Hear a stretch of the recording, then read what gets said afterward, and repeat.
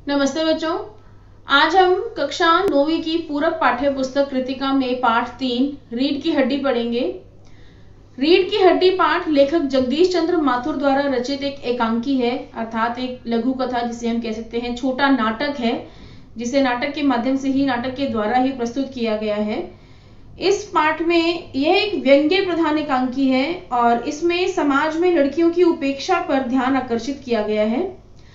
पाठ में लेखक जगदीश चंद्र माथुर ने नारी शिक्षा को प्रोत्साहन दिया है, नारी शिक्षा को प्रोत्साहित किया है।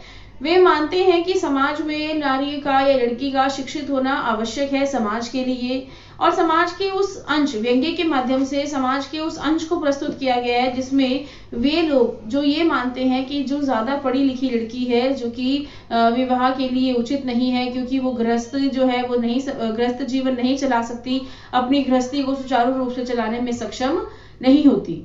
तो अब हम इस पाठ का जो उद्देश्य है वो यही है बताना कि किस प्रकार से नारी यदि पढ़ी लिखी है तो वो समाज को सुचारू रूप से चलाने में भी सहयोग देती है।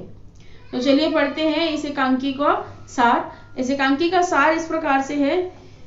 सबसे पहले हम इसके पात्र पढ़ लेते हैं कि इस पाठ में जो पात्र हैं वो है राम स्वरूप, उनकी पत्नी प्रेमा और उनकी बेटी उमा। यहाँ ये लड़की वाले हैं जिनके घर में रिश्ते के लिए, यानी उनकी लड़की के रिश्ते के लिए लड़के वाले आते हैं लड़की को देखने के लिए, और वो पात्र जो हैं वो दो पिता और पुत्र हैं, गोपाल प्रसाद और उनका बेटा शंकर, जो कि उमा के रिश्ते के लिए आए हैं उसे देखने के लिए। यहाँ राम स्वरूप किस प्रकार से वो तैयारी कर रहे हैं, सबसे पहले तो वो दर्शाया गया है कि किस प्रकार से राम स्वरूप जो है उनके स्वागत की तैयारियां कर रहे हैं। उसके बाद दर्शाया गया है कि राम स्वरूप और उनकी पत्नी प्रेमा जो है वो इस बात के लिए चिंतित हैं क्योंकि उन्होंने झूठ बोला है वर पक्ष से कि लड़की जो है वो कम पढ़ी लिखी है, जबकि उमा जो है वो पढ़ी लिखी है, वो ग्रेजुएट है।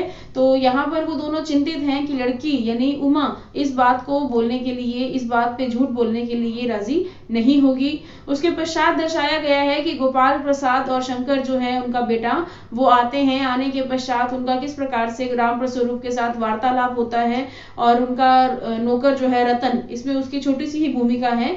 तो यहाँ पर राम स्वरूप और गोपाल प्रसाद और शंकर के बीच में जो वार्तालाप होती है उसका वर्णन किया गया है। उसके पश्चात जो हम कह सकते हैं कि हम अंतिम जब भाग में आ जाते हैं तो वहां हम देखते हैं कि उमा जो कि लड़की है जिसके रिश्ते के लिए शंकर और गोपाल प्रसाद आए हैं, तो वो उमा जब आती है तो उसके आने के पश्चात जो स्थिति है उसमें किस प्रकार से बदलाव आता है।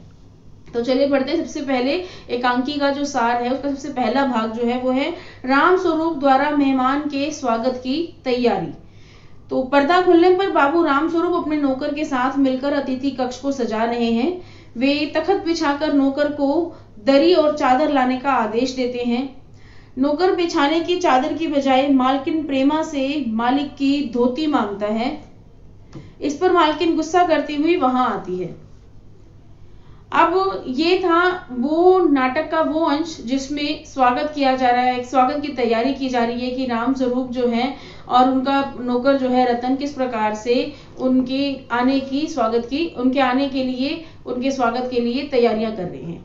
अब इसका जो दूसरा भाग है वो है राम स्वरूप और प्रेमा की चिंता, यानी राम स्वरूप और प्रेमा जो है वो उमा के माता पिता हैं, वो किस प्रकार से चिंता व्यतीत करते हैं। राम स्वरूप प्रेमा को बताते हैं कि उसने बिछाने वाली चादर मंगाई है। प्रेमा नौकर को अलमारी से चादर लाने का आदेश देती है। राम स्वरूप कमरे में हारमोनियम भी रखवाते हैं।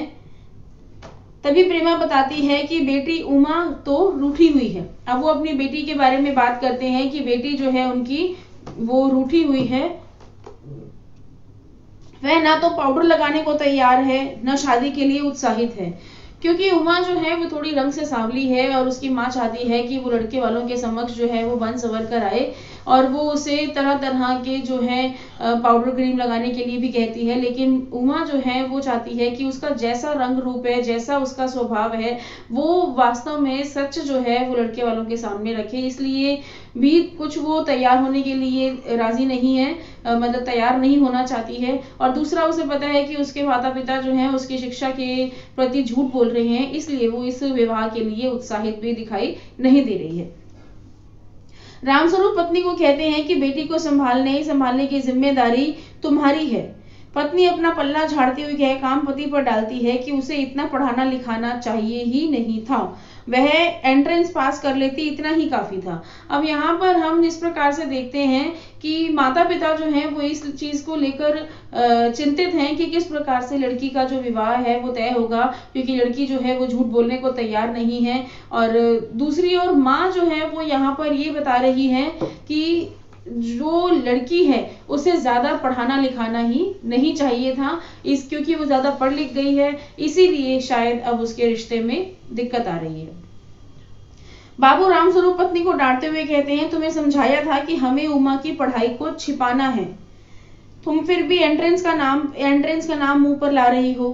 रामस्वरूप आने वाले अतिथि गोपाल प्रसाद के बारे में बताते हैं। अब गोपाल प्रसाद वो व्यक्ति हैं जो कि जिनके बेटे के लिए उमा का रिश्ता आया है। गोपाल प्रसाद यूं तो वकील हैं और सभा सोसाइटियों में जाते हैं, परंतु बहू अधिक पढ़ी लिखी नहीं चाहते।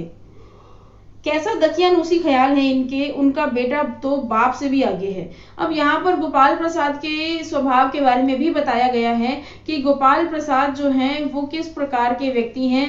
वो वैसे तो वकील हैं पेशे से, लेकिन वो नहीं चाहते कि उनके घर की जो बहू आए वो ज्यादा पढ़ी लिखी हो, क्योंकि उनका भी मानना यही है कि पढ़ी लिखी लड़की जो है वो गृहस्थ जीवन में टिक नहीं पाती। परंतु कैसे दकियानूसी ख्याल है इनके, उनका बेटा तो बाप से भी आगे है, वह बीएससी करने के बाद भी मेडिकल कॉलेज में पढ़ रहा है, परंतु लड़की वह भी कम पढ़ी लिखी चाहता है। इतना बताकर रामस्वरूप पत्नी को कहते हैं कि वह बेटी उमा को समझा बुझाकर ठीक ढंग से नीचे भेजे।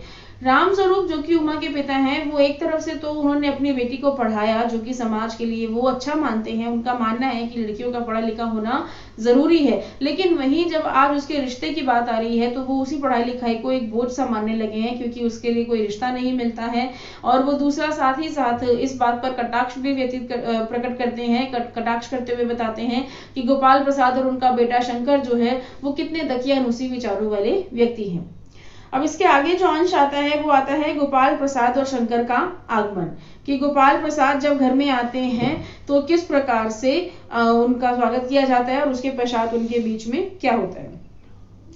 नौकर बताता है कि बाहर कोई अतिथि आए हैं, वे जल्दी से हारमोनियम को ठीक जगह पर रखते हैं और नौकर को मक्खन लाने के लिए भेजते हैं।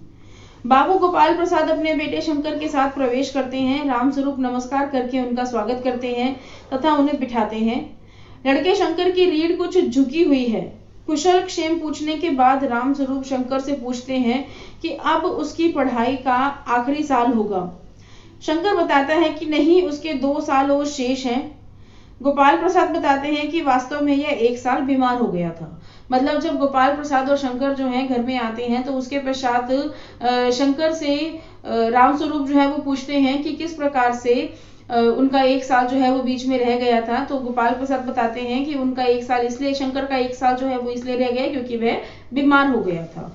तो उसके पश्चात उनके बीच में वापस से ही जो है हंसी मजाक की बातें होने लगती हैं। अब जो इसके पश्चात जो अंश आता है पाठ में वो आता है कि किस प्रकार से गोपाल प्रसाद और रामस्वरूप जो है वो अपने जमाने की बातें करते हैं और साथ ही साथ हंसी ठिठोली भी करते हैं। तो गोपाल प्रसाद और रामस्वरूप का हंसी मजाक का अंश है। गोपाल प्रसाद अपने जमाने की बातें याद करते हुए कहते हैं, वे इस जवान उम्र में स्कूल से आकर दर्जनों कचौड़ियां खा जाते थे, फिर भी खाने के समय भूख लगती थी। उस जमाने में आज की तरह खेल की सुविधाएं भी नहीं थी, फिर भी उनकी पाचन शक्ति बहुत थी। वे फिर भी पढ़ने लिखने का रोब दिखाते हैं कि वे एक बार पढ़ने बैठते थे तो 12 घंटों तक पढ़ते रहते थे। वे अपनी इन बातों से पता लगता है कि वे डींगे, जिसे हाँकना कहते हैं, डींगे हाँक रहे थे, अपने मुंह में मिट्ठू बन रहे थे, अपनी प्रशंसा कर रहे थे कि किस प्रकार से उन्होंने अपना अब तक का सफर अपने जीवन का तय किया है। उनके जमाने का मैट्रिक आज भी आज के एमए से अच्छी अंग्रेजी सिखाता है। रामस्वरूप गोपाल प्रसाद की बातों का समर्थन करता है और शंकर ही करता रहता है। यानी शंकर जो है उनका लड़का वहां बैठकर पिता और सामने रामस्वरूप जो है उनके बीच के वार्तालाप को सुनकर हंसता है और वे दोनों आपस में अपने जमाने की बातें करने लगते हैं। अचानक गोपाल प्रसाद रामस्वरूप से कहता है कि अब सीधा बिजनेस की बात की जाए। अब बिजनेस यहाँ पर जो शब्द हम कह सकते हैं कि प्रयोग किया गया है, बिजनेस शब्द विवाह के लिए प्रयोग किया गया है क्योंकि गोपाल प्रसाद विवाह को एक बिजनेस मानते हैं। रामस्वरूप बिजनेस शब्द सुनकर घबरा जाता है, फिर वह पीछे वाले कमरे में चाय और मिठाई नाश्ते की ट्रे उठाने के लिए चला जाता है। गोपाल प्रसाद शंकर को कहते हैं कि मकान देखकर हैसियत तो ठीक लगती है। अब गोपाल प्रसाद और शंकर जो है वो आपस में बात कर रहे हैं कि लड़की वालों की जो हैसियत है वो ठीक है, देखते हैं लड़की कैसी है। फिर वह शंकर को सीधे बैठने के लिए कहता है, बैकबोन सीधी करने के लिए कहता है, क्योंकि शंकर की रीढ़ जो है वो थोड़ी झुकी हुई है और इसलिए गोपाल प्रसाद जो है अपने बेटे को सीधे होकर बैठने के लिए कहते हैं। उसके पश्चात बताते हैं कि रामस्वरूप जो है वो जब खाने पीने का जो भी उन्होंने इंतजाम किया है जब वो लेकर आ जाते हैं तो उसके पश्चात उनके बीच में क्या बात होती है और फिर उसके बाद वे आपस में किस विषय पर बात करने लगते हैं। तो उनका जो विषय होता है वो होता है लड़की की खूबसूरती और पढ़ाई के बारे में वार्तालाप। अब यहाँ पर गोपाल प्रसाद और रामस्वरूप जो है वो लड़की यानी कि लड़की जो है वो किस प्रकार की होनी चाहिए, खूबसूरत होनी चाहिए, पढ़ी लिखी कम होनी चाहिए या ज्यादा होनी चाहिए, इस बारे में वे दोनों अपने विचार प्रस्तुत करते हैं। इधर उधर की गप्पों के चलते लड़की की खूबसूरती की चर्चा होने लगती है। रामस्वरूप कहता है कि हमारे जमाने में खूबसूरती का सवाल ही नहीं उठता था। वह शंकर से पूछता है कि शादी तय करने में खूबसूरती का हिस्सा कितना होना चाहिए। रामस्वरूप जो है यहाँ पर शंकर से पूछते हैं कि शादी के मामले में लड़की का खूबसूरत होना कितना ज्यादा जरूरी है। वहीं गोपाल प्रसाद जो है इस बात को काटते हुए कहते हैं कि लड़की का खूबसूरत होना निहायत ही जरूरी है, चाहे इसके लिए उसे पाउडर वगैरह भी क्यों ना लगाना पड़े। तो यहीं पे गोपाल प्रसाद की मानसिकता जो है वो ये इस पंक्ति से दर्शाई जाती है कि उनका मानना है कि लड़की जो है वो बहुत ही खूबसूरत होनी चाहिए क्योंकि उसकी जो शारीरिक सुंदरता है वो उसकी मानसिक सुंदरता से कहीं ज्यादा महत्व उनके लिए रखती है। क्योंकि घर की औरतें राजी नहीं होती हैं, गोपाल प्रसाद लड़की की पढ़ाई के बारे में स्पष्ट कहते हैं, हमें ज्यादा पढ़ी लिखी लड़की नहीं चाहिए। कौन भुगतेगा उसके नखरों को, बस हद से हद मैट्रिक पास होनी चाहिए। उनका बेटा शंकर भी समर्थन में कहता है, जी हाँ, कोई नौकरी तो करानी नहीं। अब शंकर जो है वो अपने पिता के ही इस बात में समर्थन करता है कि उसने कोई नौकरी नहीं करवानी है, इसलिए लड़की जो है वो उसे कम पढ़ी लिखी ही चाहिए। गोपाल प्रसाद कहता है कि लोग कहते हैं जब लड़कों को BA MA पढ़ाया है तो बहुएं भी ग्रेजुएट लो, परंतु क्या लड़कों की पढ़ाई और लड़कियों की पढ़ाई एक की ही बात है? मर्दों का काम है पढ़कर काबिल होना। अगर औरतें भी अंग्रेजी अखबार पढ़ने लगी और पॉलिटिक्स पर बहस करने लगी तो गृहस्थी कैसे चलेगी? वे तर्क देते हैं कि जनाब मोर के पंख होते हैं मोरनी के नहीं, शेर के बाल होते हैं शेरनी के नहीं। कुछ बातें दुनिया में ऐसी हैं जो सिर्फ मर्दों के लिए हैं और ऊंची तालीम भी उन चीजों में से एक है। अब यहाँ पर गोपाल प्रसाद जो है उनका पढ़ाई के बारे में विचार है कि पढ़ाई लिखाई जो है वो केवल मर्दों के लिए ही बनी है, औरतों के लिए नहीं बनी है। वो उनका मानना है कि पढ़ी लिखी लड़कियां जो है वो घर नहीं चला सकती, इसलिए वो ज्यादा पढ़ी लिखी बहू जो है वो नहीं चाहते। इसके बाद जो अंश आता है उसमें उमा जो है वो उसे बुलाया जाता है और उमा से जो है पूछताछ की जाती है। अब उमा से पूछताछ का अंश जो है वो पढ़ेंगे। नाश्ता समाप्त होने के बाद रामस्वरूप पान मंगवाते हैं। उनकी बेटी उमा, उसके कपड़े सादे हैं, गर्दन झुकी है, आंखों पर चश्मा है।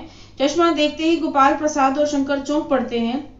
रामस्वरूप सफाई पेश करते हैं, पिछले महीने इसकी आंखें दुखनी आ गई थी, इसलिए कुछ दिनों के लिए चश्मा लगाना पड़ रहा है। क्योंकि चश्मा देखते ही उनको लगता है कि लड़की की सुंदरता जो है वो थोड़ी कम हो गई है।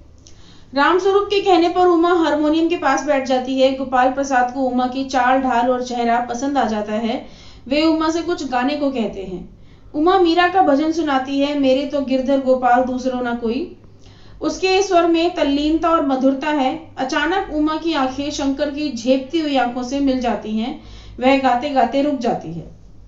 अब उमा की नजरें जो हैं वो शंकर की नजरों से मिल जाती हैं और उसके पश्चात गोपाल प्रसाद उमा से पूछते हैं क्या उसे पेंटिंग वेंटिंग आती है।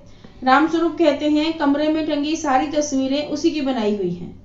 फिर सिलाई के बारे में पूछा जाता है। रामस्वरूप कहते हैं घर के सारे कपड़े यहाँ तक कि उसकी कमीजें भी उमा ही सीती है।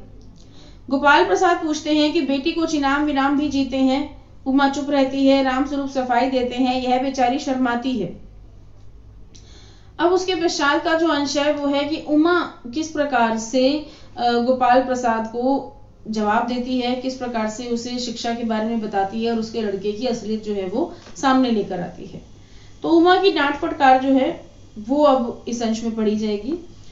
गोपाल प्रसाद रूखे स्वर में कहते हैं, जरा इसे भी तो मुंह खोलना चाहिए। उमा दृढ़ स्वर में कहती है, क्या जवाब दूं बाबूजी? जब कुर्सी मेज बिकती है तो दुकानदार कुर्सी मेज से कुछ नहीं पूछता, सिर्फ खरीदार को दिखला देता है। पसंद आ गई तो अच्छा, वरना। इसके पश्चात उमा चुप हो जाती है। ये महाशय जो मेरे खरीदार बनकर आए हैं, इनसे जरा पूछिए कि क्या लड़कियों का दिल नहीं होता? क्या उनके चोट नहीं लगती? क्या बेबस भेड़ बकरियां हैं वे, जिन्हें कसाई अच्छी तरह देखभाल कर ले जाते हैं? यहाँ पर जो उमा है वो इस तरह से व्यंग्य कर रही है गोपाल प्रसाद पर कि वो एक सामान की तरह यहाँ पर रखी गई है और उसके खरीदार जो हैं आप लोग हैं, जो कि केवल मेरे पिता से मोल भाव करके, यानी कि एक तरह से हम कह सकते हैं कि बातचीत करके रिश्ता जो है पक्का कर लेंगे। गोपाल प्रसाद उमा की बातों को अपमानजनक मानते हैं। उमा कहती है, और आप जो इतनी देर से नाप तोल कर रहे हैं, जरा अपनी साहबजादे से पूछिए कि अभी पिछली फरवरी में लड़कियों के हॉस्टल के इर्द गिर्द क्यों घूम रहे थे और वहां से कैसे भगाए गए थे। गोपाल प्रसाद पूछते हैं, तो क्या तुम पढ़ी लिखी हो? उमा कहती है, हाँ, मैं बीए पास हूँ, कोई चोरी नहीं की है, ना ही आपके पुत्र की तरह ताक झांक कर कायरता दिखाई है। मुझे अपनी इज्जत और मान का पूरा ख्याल है। गोपाल प्रसाद उमा की पढ़ाई के बारे में सुनकर खड़े हो जाते हैं। वे इसे सरासर धोखा कहते हैं, क्योंकि उनका मानना है कि रामस्वरूप ने धोखा किया है।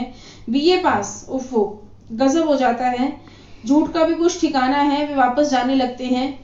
उमा आखिरी चोट करती हुई कहती है, जरूर चले जाइए, लेकिन घर जाकर यह पता लगाइएगा कि आपके लाडले बेटे की रीढ़ की हड्डी है भी या नहीं। वो व्यंग्य करती है कि यह स्वयं से कुछ अपना निर्णय ले भी सकता है या नहीं ले सकता। जो लड़का, जो कि समाज को ऐसे लड़की की आवश्यकता नहीं है, क्योंकि वो लड़का जो है जिस प्रकार से बताया है उमा ने कि लड़कियों के हॉस्टल में जाकर ताका झाकी करता है, तो वो उसे अनुचित मानती है। उसका मानना है कि ये लड़का जो है जिसकी बैकबोन ही नहीं है। गोपाल प्रसाद अपमानित होकर वापस चले जाते हैं और रामस्वरूप धम से सोफे पर बैठ जाता है। यानी अब रामस्वरूप और प्रेमा जो है वो रोने लगते हैं, क्योंकि उन्हें इस बात की चिंता फिर से सताने लगती है कि पढ़ी लिखी लड़की का विवाह जो है वो अब कैसे करेंगे। तो आशा है कि आपको इस व्यंग्य एकांकी के माध्यम से यह समझ में आया होगा कि समाज में शिक्षा, कई बार जो लड़कियों की शिक्षा है किस प्रकार से उनके विवाह में बाधित बन जाती है, लेकिन जो कि अनुचित है, क्योंकि समाज में शिक्षा का अधिकार जो है वो दोनों को प्राप्त है। लड़का लड़की समान अधिकार प्राप्त कर शिक्षा प्राप्त कर सकते हैं। तो यहाँ पर इस पाठ में लेखक जो है वो यही दर्शाने का प्रयास कर रहे हैं। धन्यवाद।